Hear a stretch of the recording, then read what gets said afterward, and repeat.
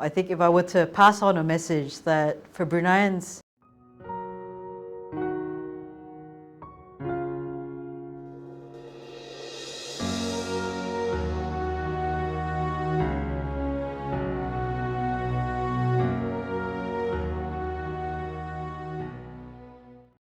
Hi everyone, my name is Hafimi Abdul Hadi.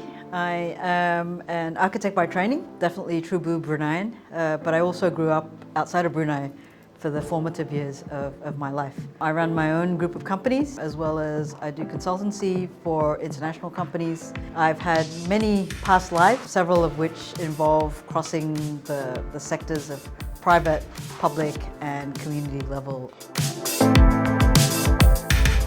So English is my first language. I'm not going to deny that fact. I also spent a bit of time in boarding school in Australia, as well as my university in Australia. So I guess one of the major things when I first went to school overseas was, oh, your English is really good. Well, I grew up speaking English at home, as well as obviously being educated in Brunei through our system, but at the same time, being taught solely in English is really what's driven me to where I am today. I think if I were to pass on a message that for Bruneians, having proficiency in English is really our A+ factor. It makes it easy for those who are not English language speakers to communicate with us, and they've also understood that in Brunei it is actually easy to get around, regardless of the other languages that are spoken in country. For me, I broaden out into a lot of areas, especially within the international sector.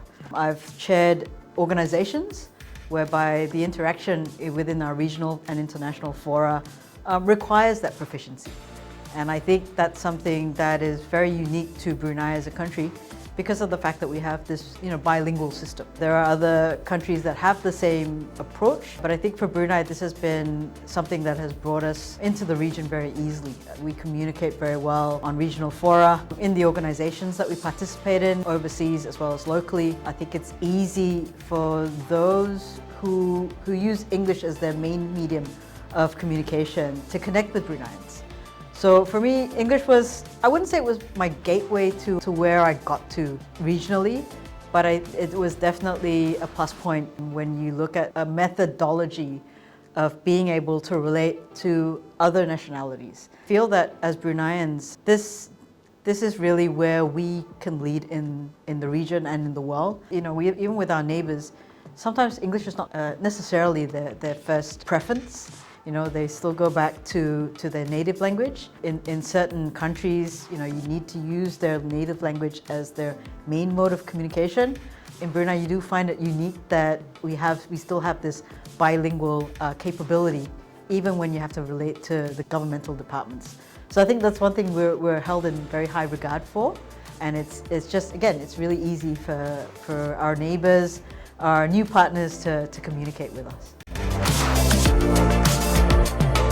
So I think if I relate back to the broad exposure that I've had, being a member of a business council, being a former parliamentarian, being involved in a lot of associations that relate to not just regional contacts but international contacts, having the proficiency in this language really allowed me to get my voice out there. It's also a confidence builder. I think when you can communicate clearly in a language that multiple nationalities can comprehend, it only helps you to get to where you are. It doesn't mean you disavow or you neglect your native language. I am bilingual, fluently written, reading, and verbal.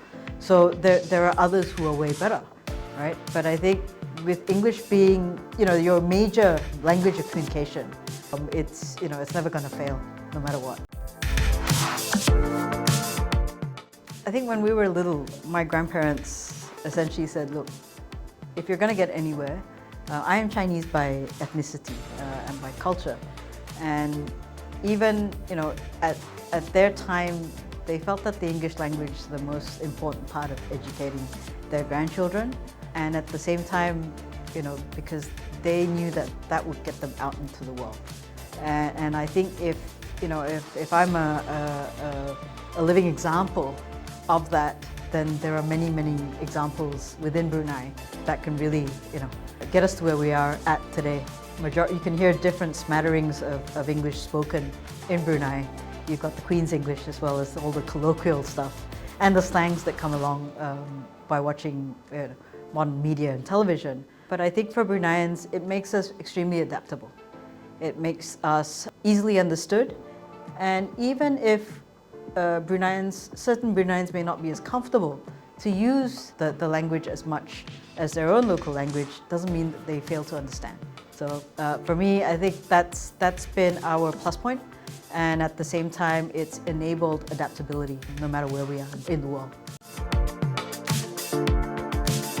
Okay, maybe first and foremost, congratulations. I think it's been an exemplary organization within the context of educating Bruneians, not just current generations and hopefully future generations to come. But at the same time, I think it's also been a very good learning resource that our educators have been able to work with, to work together with, to work from. And at the end of the day, one thing that it's been fantastic to learn is that when our teachers themselves, Bruneian teachers, are actually going to other countries and teaching English in other countries. And I think that's the ultimate example of actually the effectiveness, the usefulness, and the purpose for having English proficiency.